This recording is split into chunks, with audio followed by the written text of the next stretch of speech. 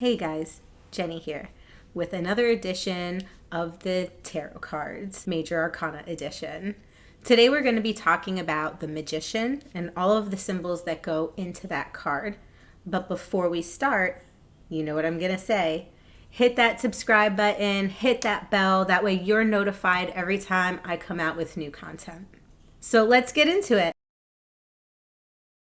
So along the Fool's journey, the first stop he comes to is the Magician, hence the number one. The Magician is a teacher. He is somebody that is going to give the Fool some of the basic tools and knowledge that he will need throughout his journey.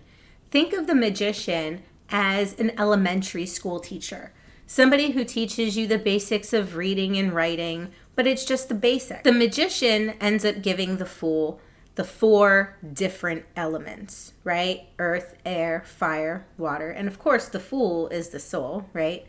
And these are the basic things that the Fool will need on his journey in the material world. In the traditional Rider-Waite deck, we also see some Hermetic symbols. The Magician has his two arms outstretched, one pointing to the top and one pointing to the bottom. And this is an illustration of the Hermetic principle of as above, so below. As we see things in the macrocosm, we also see them in the microcosm, right? Everything is a reflection. Because the Magician is also seen as a teacher, this card also represents opportunities and great things that await ahead of the Fool's journey. The Fool also represents the divine masculine and is a symbol of fire but also of air, which are both masculine symbols, but we can talk about the elements in another video. This card is also a reminder when we see it in the reverse that not all teachers are for our highest good, that there are teachers that come into our lives that teach us some pretty terrible lessons, sometimes presented in half-truths or misguided information, misleading information. So yes, not all teachers can be great teachers. But again, this card is also representative of the very basic things that one needs for greater good and success. The Golden Dawn considered this card to be the understanding of the crown and that it is the beginning of the material production. In the Kabbalic teachings, Kabbalah Tree of Life teachings, this card is represented by the letter Bet, sometimes spelled B-E-T-H, B-E-T, or even V-E-T. And this letter also means house. And so they took the understanding that, if we remember, the Fool is just energy. It's neither energy, it's just potential. It just stands still. And now when we introduce it to the divine male, we're starting to give it some kind of extra substance, right? And hence the teachings. But in the letter of Bet, the Magician is the house, the vessel of the Fool. So now we have the energy, and the energy now has a vessel for it to move in. In astrology, the Magician is presented as the planet Mercury. And Mercury is known as the planet of communication. And that's communication, whether it's written communication, spoken communication, thought, and again, education, because there's an education that goes, with communication. It's also a planet of space and time. And remember that Mercury, as a planet, it goes around the sun pretty fast. It's the closest planet to the sun, so it goes really, really fast.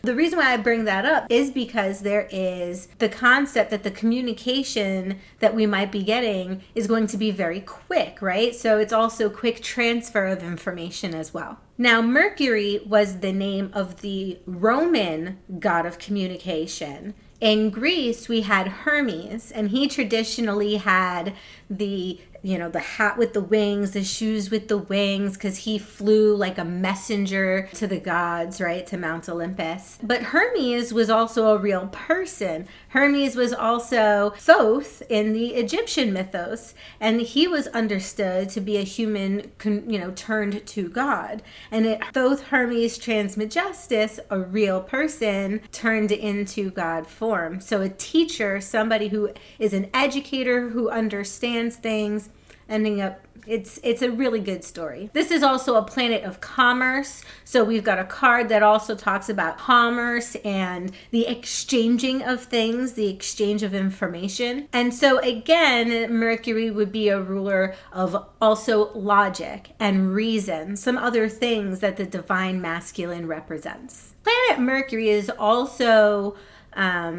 is a ruler of two different zodiac signs. One being Gemini, which normally corresponds with the lovers, and Virgo, which is usually represented with the hermit.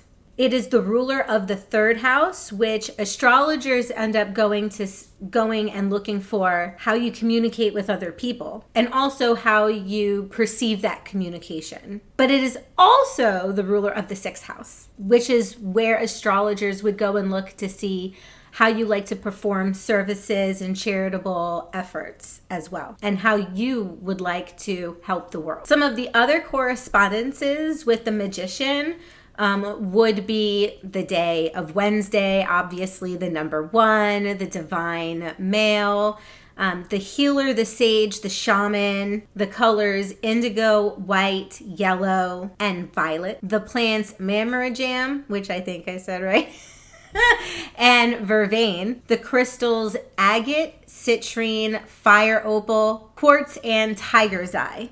Now, a lot of these terms that I've used, shaman, for example, old wise man, sage, these other references are also archetypes in Jungian psychology. The magician is a bearer of knowledge, both new and old, and is usually synonymous with cognition. When we access this particular archetype, we can gain successes faster and be in that kind of like full glory of success and enjoy how it manifests.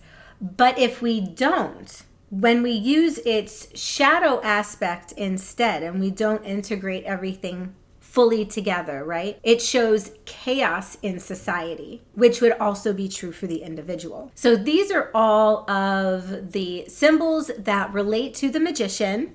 And next week we will be talking about the high priestess. One of the things that I did not mention in the first episode of The Fool was that I really would like all of you guys paying attention to this video to really journal down what these symbols mean to you.